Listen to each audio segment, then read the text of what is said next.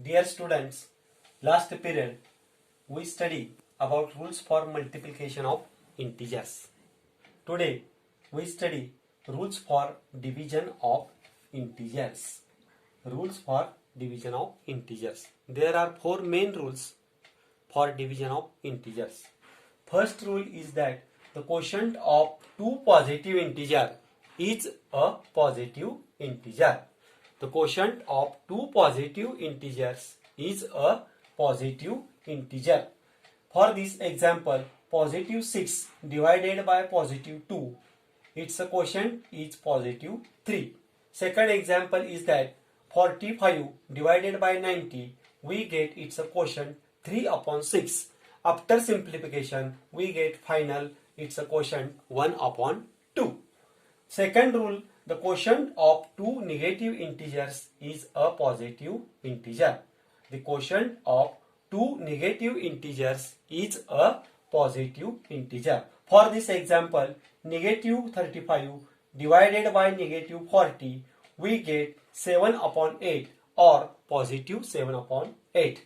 Second example is that negative 3 upon negative 15, its quotient is 1 upon 5 or positive 1 upon 5. Third rule is that the quotient of a positive integer and a negative integer is always negative integer.